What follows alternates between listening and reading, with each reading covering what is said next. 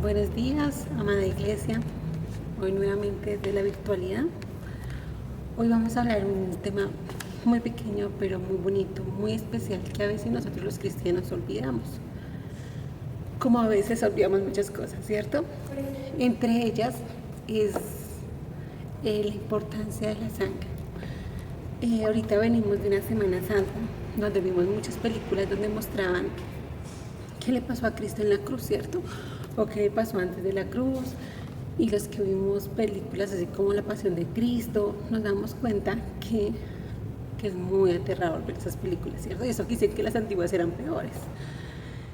Y uno cuando va y estudia cómo era elaborado los látigos, uno dice, wow, de verdad, cada gota que Cristo derramó antes de ser crucificado tiene su motivo, tiene su poder, tiene su valor, y que a veces nosotros como cristianos lo podemos olvidar y que lo debemos recordar todos los días de nuestra vida hasta que venga Cristo por nosotros.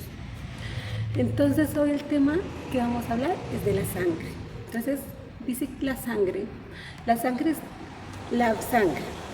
La vida está en la sangre. La vida de la carne en la sangre está. Entonces hablamos de que los que sabemos que la sangre es muy importante, ¿cierto? Entonces hay gente que se muere desangrada, que si la sangre no se mueve por todo el cuerpo, en el sistema circulatorio, puede morir porque no llega sangre y oxígeno al cerebro, no llega al corazón y se puede morir. Tú puedes vivir sin un brazo, sin un ojo, sin un riñón, tú puedes vivir con varias partes de tu cuerpo. Lo que no puedes vivir es sin que genere circulación en tu cuerpo, que es la sangre. Entonces vamos a ir a Levítico 17:11, que el Señor nos hable, que el Señor nos ayude, que sea palabra de Dios en ustedes. Igual es una enseñanza más que de pronto, es como un recordatorio del significado de la sangre, más que, digamos que más que una predicación. Entonces vamos a ir a Levítico 17:11, dice, porque la vida de la carne en la sangre está, y yo os la he dado para hacer expiación sobre el altar por vuestras almas, y la misma sangre hará expiación de la persona. Voy a volver a leer, ¿cierto? Porque creo que lo leí. Levítico 17:11, porque la vida de la sangre en la sangre está, y yo os la he dado para hacer expiación sobre el altar por vuestras almas, y la misma sangre hará expiación de la persona. Entonces hablamos ahí el que de pronto quisiera conocer cuál era el tratamiento que Dios le dio a la sangre en el Antiguo Testamento, puede ir a Levítico 17 del 11 al 16 y lo puede leer. Pero entonces yo solo tomé ese versículo, donde especifica muy bien, la palabra especifica que la sangre es muy importante en la vida y que la sangre es la que genera la vida en el cuerpo humano. Entonces nosotros sabemos que somos tripartitos, alma, cuerpo y espíritu, ¿cierto? Ya el espíritu es eterno, no necesita sangre. El alma es eterna, no necesita sangre. El cuerpo es corruptible, el cuerpo va a morir, se va a desgastar, ese sí necesita sangre, necesita el mover de oxígeno, el mover de circulación para poder estar vivos. Entonces, dice después, la sangre de Cristo es especial, no viene de un nacimiento normal.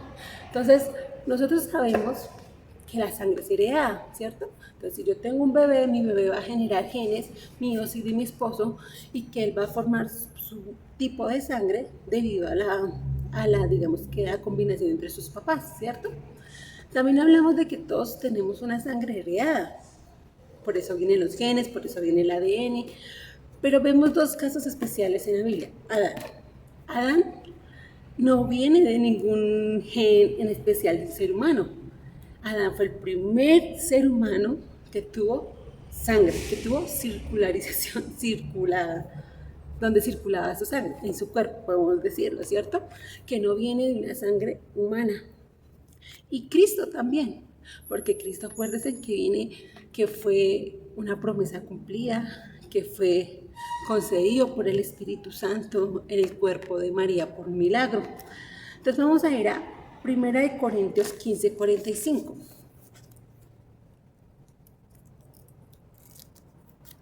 Vamos a leerlo todos. Ahí les doy tiempito para que todos lo busquen en sus casas. Por favor, búsquenlo. Entonces dice 1 Corintios 15, 45 dice: así también está escrito, fue hecho el primer hombre Adán, alma viviente, el postrer Adán, espíritu vivificante. Vuelvo a leerlo. 1 Corintios 15, 45. Así también está escrito, fue hecho el primer hombre Adán, alma viviente, el postrer Adán, espíritu vivificante. Entonces ahí estamos hablando de una, ¿sí? Hay un estudio, no lo afirmo, pero cuando yo estaba estudiando esto creo que tiene lógica. Hay un estudio donde habla de que cuando Adán fue creado alma, cuerpo y espíritu. Pero cuando dice que cuando sopló espíritu de vida sobre ese cuerpo, digamos que inició, ¿cómo podría decir? Científicamente, se generó sangre en ese cuerpo, ¿sí? En ese cuerpo muerto, porque el cuerpo no estaba respirando, y se generó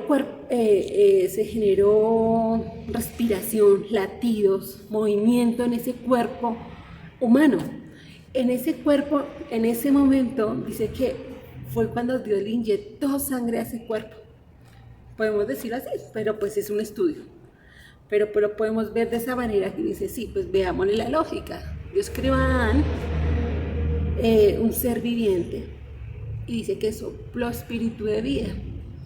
Y entonces ahí fue cuando él pudo respirar, pudo moverse, pudo reaccionar, pudo ser una persona.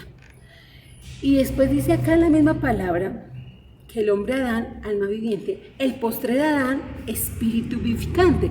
Entonces hablamos de que el postrer Adán es Cristo. Cristo ahora en la tierra, Cristo cuando nació de una virgen, creció, fue desangrado, porque dice que botó hasta su última gota de sangre y fue crucificado y murió.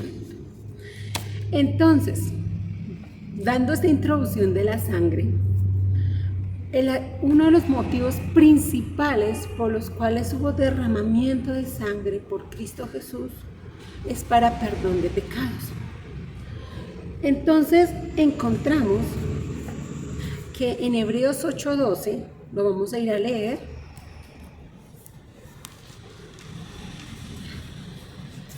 dice Hebreos 8:12.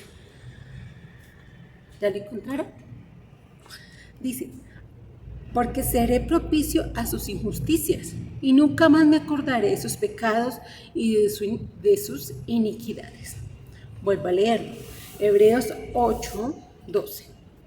Porque seré propicio a sus injusticias, y nunca más me acordaré de sus pecados y de sus iniquidades.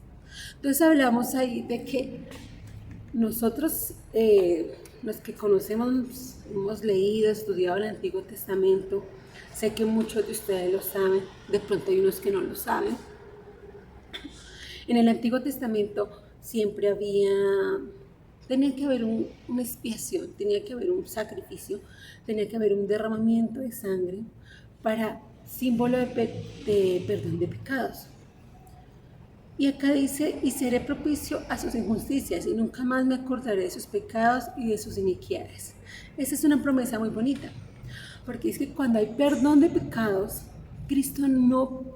Dios no se vuelve a acordar de tus pecados y de tus iniquidades. Por eso es muy importante, vale la cuña ahí, cuando dice, yo perdono, pero no olvido, ¿cierto? Eso decimos nosotros los seres humanos, porque no somos Dios, ¿sí? Una diferencia es que yo puedo perdonar, perdono en Dios, perdono en Cristo, Pero cuando me acuerdo, no me acuerdo con dolor. Cuando me acuerdo de lo que pasó, no me acuerdo para vengarme, no me acuerdo para desear el mal a la otra persona, sino me acuerdo como algo que sucedió en mi vida, pero ya, pasó, porque ya hay perdón en mi corazón respecto a esa situación. Dice, pero Dios acá tiene la facultad, por eso es muy hermoso cuando uno estudia, cuando Dios es Dios omnisciente, omnipresente, omnipotente. A mí me encanta ese tema, porque se ve la grandeza de Dios, ¿no? Entonces aquí vemos que dice, y nunca más me acordaré de sus pecados y de sus iniquidades. Entonces, tú entendieras el poder del perdón por la sangre de Cristo, que cada gota que fue derramada desde que Cristo fue arrestado, cuando lo empezaron a latigar, cuando le pusieron la corona de espinas, tras del hecho tenía que cargar su cruz latigado. Entonces dígame que fuera que fue latigado, es decir, fue totalmente rasgada su piel, su carne, y empieza a ser desangrado. Y tras del hecho dice que tiene que cargar la cruz, que no era cualquier cosa. Y tras del hecho, en el camino, tenía que tomar aire, respirar, para coger fuerza para cargar esa cruz. Entonces dice que cuando ya uno empieza a perder sangre, cuando uno ya empieza a ser desangrado, ya no te quedan fuerzas para nada, ¿sí? No te quedan fuerzas para nada. Pero dice que cuando ya uno empieza a pensar en esa manera, de ese momento en la cruz, uno dice, wow, de verdad, Dios, Jesús, dio hasta su último suspiro, de verdad, Jesús dio hasta lo último de Él para poder llegar a la cruz, para poder llegar a la cruz del Calvario y ya no tener fuerza, ya que lo cojan, yo creo que ya los clavos de pronto ya ni hacían efecto, no sé, pienso yo, porque cuando uno estudia el tema de ser desangrado, los que han vivido, que es de verdad cuando ya uno está en las últimas, por ejemplo, uno de mujer cuando está en trabajo de parto y en el momento del parto uno de verdad suda del dolor, de las contracciones que está sufriendo en ese momento. Cuando el bebé nace, pues uno descansa, pero queda súper agotado, ya no tiene fuerzas de nada. Y tras del hecho, pues uno tiene que después botar la placenta y botar todo lo que hay que botar, pues, que tiene ahí cuidando al bebé en el vientre durante los 9 meses. Y de verdad, uno queda, por eso uno de una vez lo canalizan, porque de verdad necesita recuperar fuerzas. Y más las mamás que de pronto pierden sangre, les puede dar otras enfermedades después, las que pierden mucha sangre en el parto. Entonces, yo decía, wow, si solamente uno queda devastado en un parto, uno como mujer, que dicen que la mujer en esas cosas es más fuerte que el hombre, ¿sí? Yo digo, Cristo cuando debió haber llegado a la cruz, Cristo ya debió haber llegado en las últimas, porque dice que hasta que derramó toda su sangre por nosotros, pero el amor era tan grande, así como uno de mamá en ese momento del parto lo que más quiere es que nazca, ¿sí? Sin importar el dolor. Así como de pronto hay papás que han tenido que sufrir cosas muy fuertes por sus hijos, que hasta dan su vida por sus hijos, ¿no?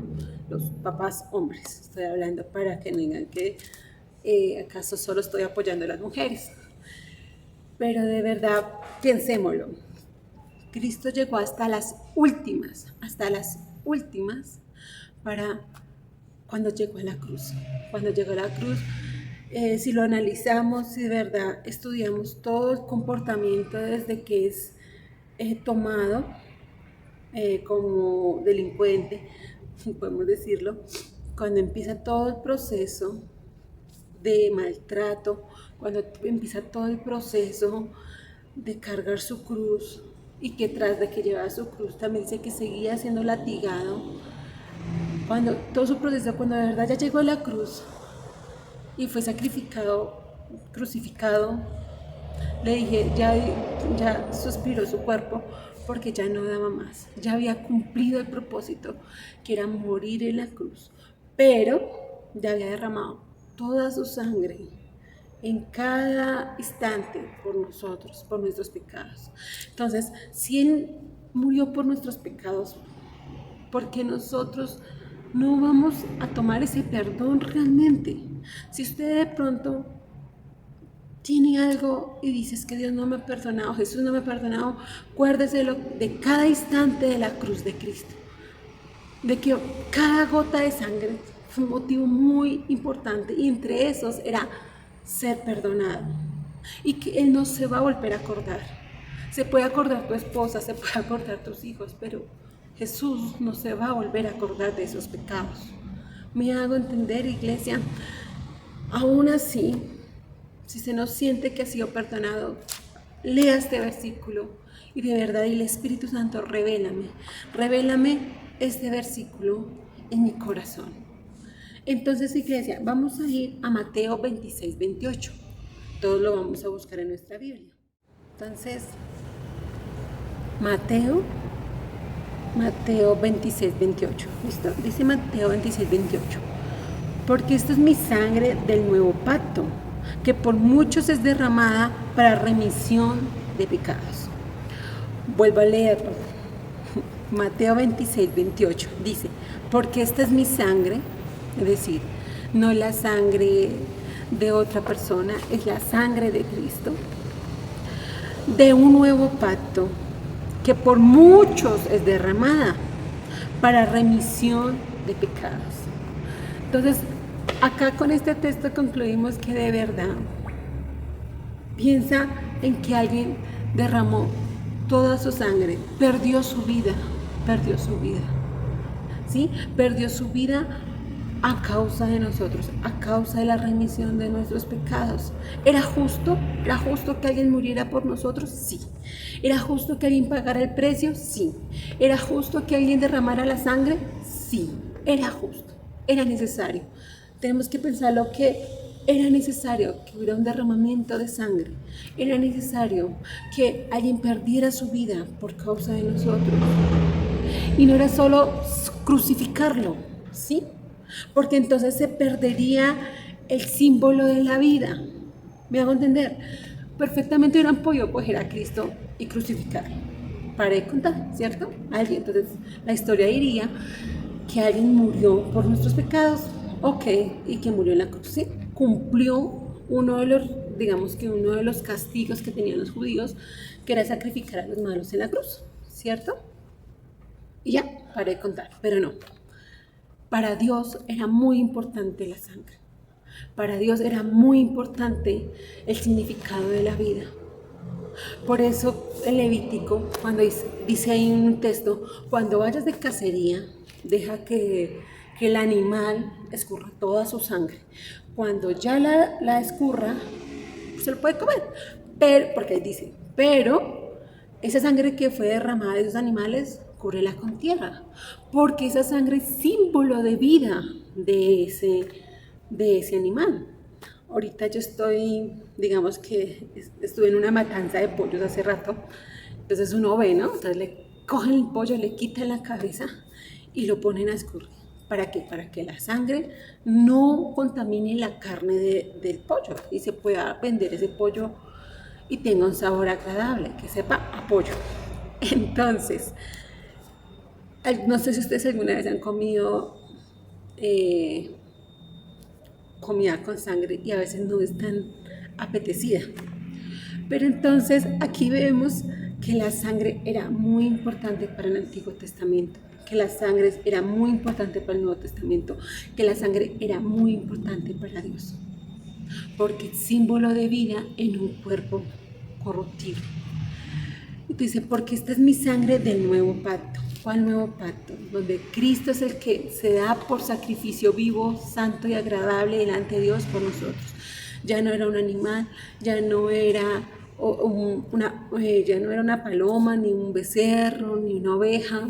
Era alguien vivo, como tú, como yo, ¿sí? Ya no era la sangre de un cordero, sino ya era la sangre de un ser humano, sangre como la de nosotros, una sangre que tiene ADN. Y dice, por muchos es derramada. Mira esta palabra, derramada. ¿Era necesario ser derramada? Concluimos este mensaje que sí, era necesario ser derramada. Sino que ahora para nosotros es fácil ver un tema de derramamiento de sangre, ¿sí o no? Bueno, a mí no, los que les gustan las películas violentas o los que les gustan las películas de guerra, usted ve sangre por todos lados, ¿sí? Y ya la sangre es normal. Ya ver un derramamiento de sangre en una persona es normal. Por eso es tan normal abortar, por eso es tan normal violar a una persona, es tan normal muchas cosas, porque se le perdió el valor a la sangre. Pero nosotros como cristianos no le podemos perder el valor a la sangre de Cristo, no podemos hacerlo, ¿sí? No podemos como iglesia, porque es un precio valioso que alguien dio por nosotros, que lo hizo, que lo ejecutó. Vuelvo al mismo punto anterior, donde los católicos en Semana Santa, nosotros sabemos que cumplen unas estaciones, ¿no? Cristo cayó aquí, Cristo cayó acá, Cristo cayó acá, Cristo cayó acá, ¿cierto? Pero nosotros no tenemos que pensar en las estaciones, pero sí pensar en que cada gota derramada tiene un precio, fue pagado, fue justificado, Cristo hacia nosotros. Entonces, hablamos de que para perdón de pecados tenía que haber un sustituto. Como ahorita yo decía, ya Cristo reemplazó el lugar de un cordero, de una oveja, de una paloma. Ya no es sangre de animal. Tenía que ser sangre de un ser humano como nosotros. Vamos a ir a Hebreos 9:22.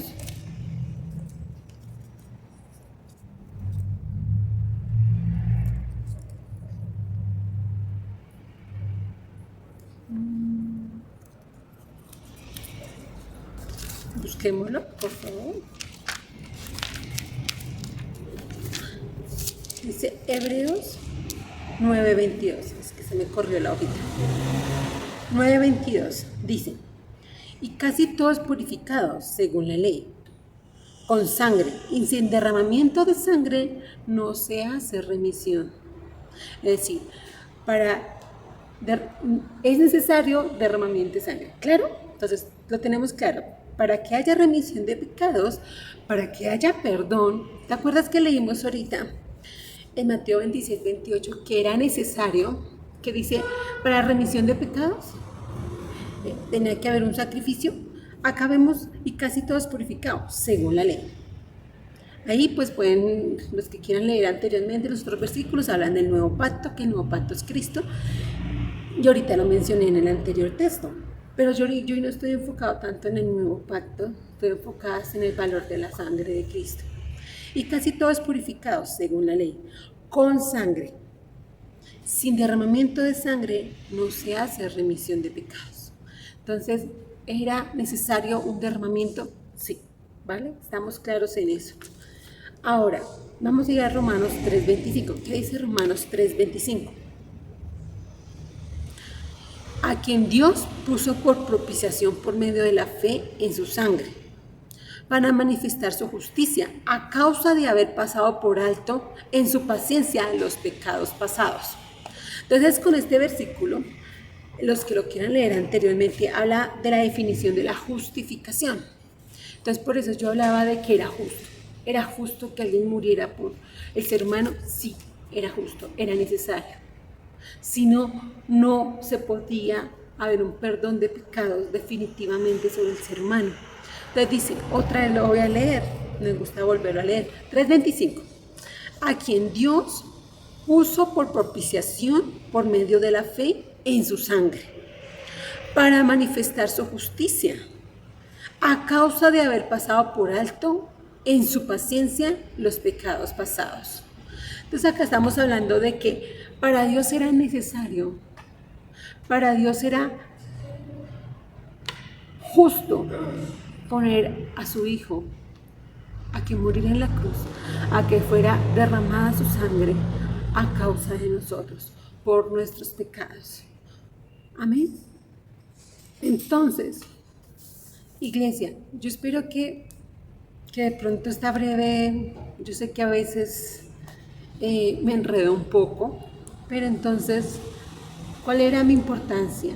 Que de verdad nosotros le demos la importancia al valor de la sangre, que a veces se nos olvida, a veces de verdad oramos y pedimos perdón, pero no pedimos perdón diciendo, Señor, lávanos con tu sangre, lávame con tu sangre preciosa. No lo hacemos. A veces solo decimos, Señor Jesús, perdóname por tal motivo. Y ya, no. De verdad, cuando tú le das valor a la sangre derramada que Cristo hizo en el Calvario, que tuvo que sufrir, tú puedes acercarte a Dios con un corazón contrito y humillado y decirle, Jesús, de verdad, perdóname. Tú puedes de verdad perdonar al que te ofendió.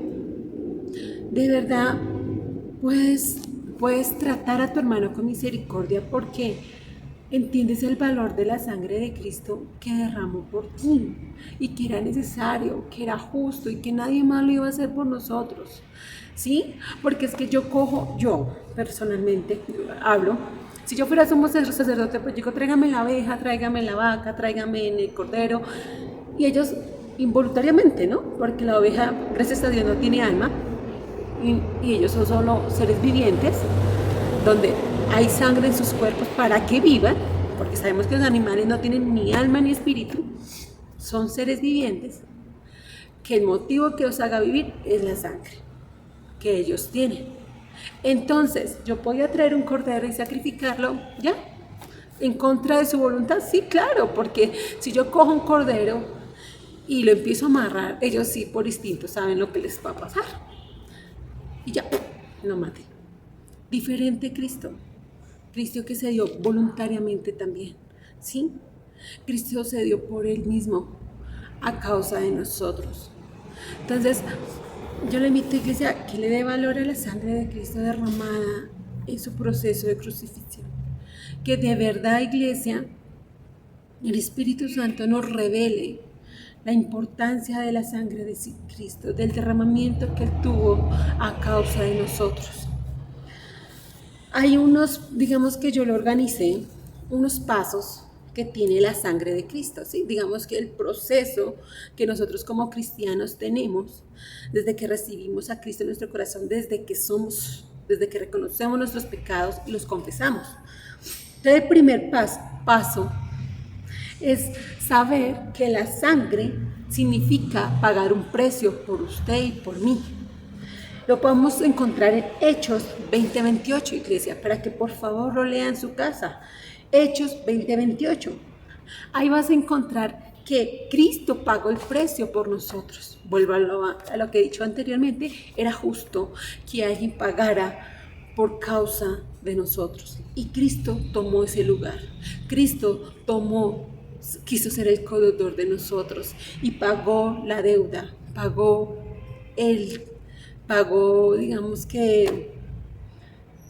¿cómo podemos decirlo? Pagó el precio, que era que hubiera un derramamiento de sangre justificado a causa mía. El segundo paso, la sangre nos justifica. Entonces, primero, la sangre significa pagado un precio, ¿cierto? Segundo, la sangre nos justifica. Romanos 5:9. Entonces, nosotros sabemos que justificación significa cuando tú no lo mereces, pero alguien dice, yo pago el precio, yo tomo el lugar de esa persona y dice, es que esa persona no lo merece, no es justo, pero yo lo estoy justificando, yo sí me lo merezco. Digamos que Jesús dijo, yo sí me merezco, pero yo tomo el lugar del que no se lo merece.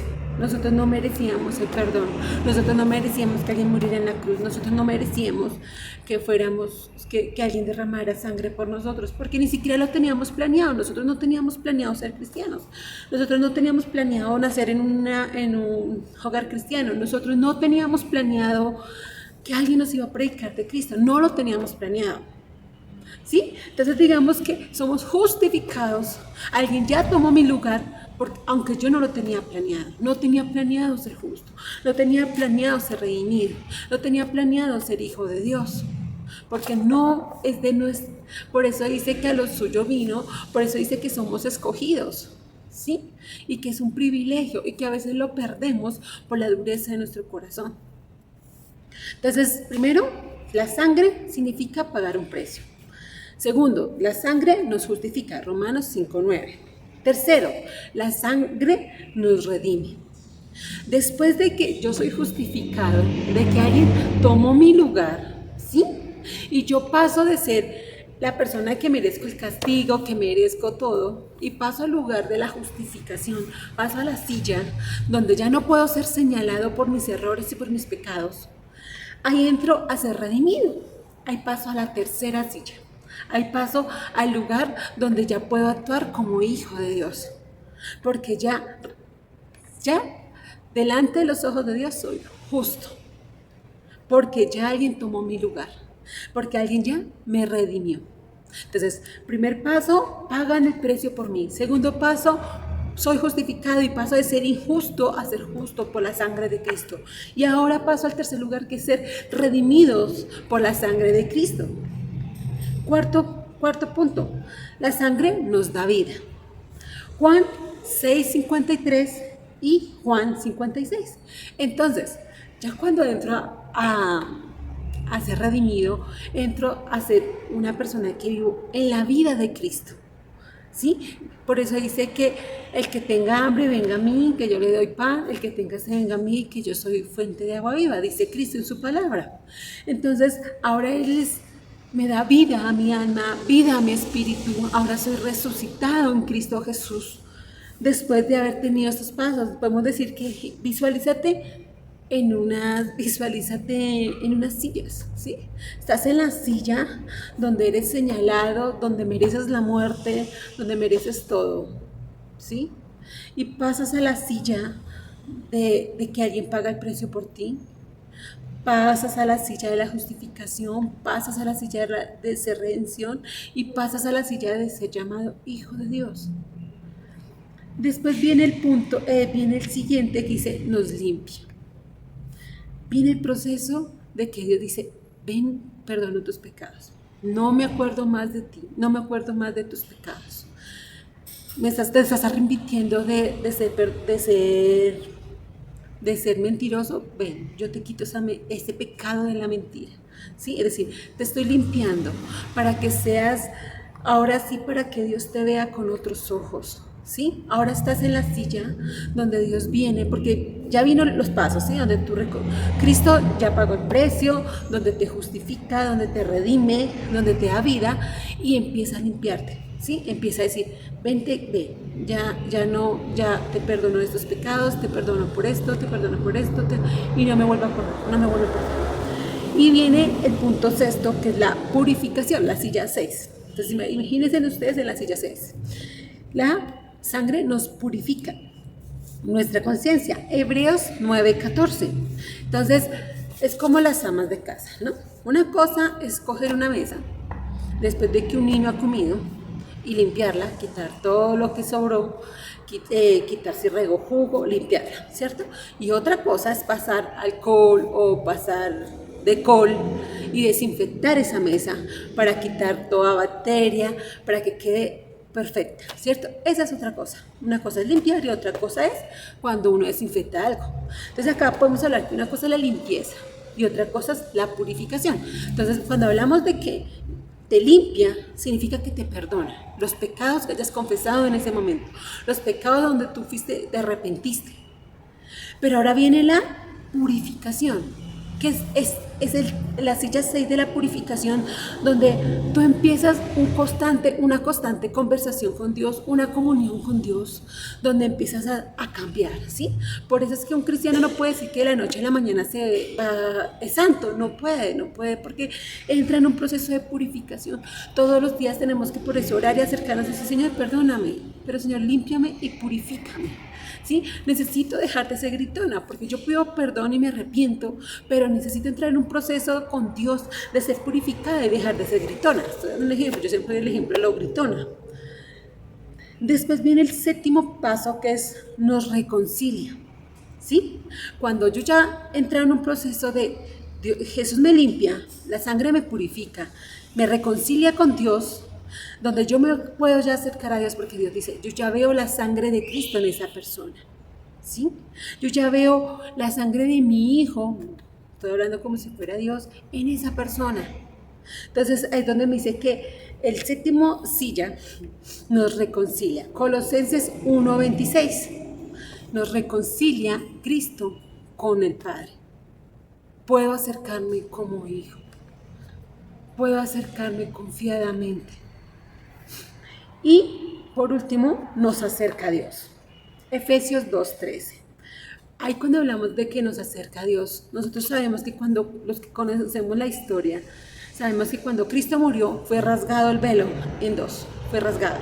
Eso significa que podemos acercarnos confiadamente al trono de la gracia como hijos de Dios. Desde el pastor, desde el líder hasta el diácono, hasta el más pequeño puede acercarse a la presencia de Dios por la sangre de Cristo.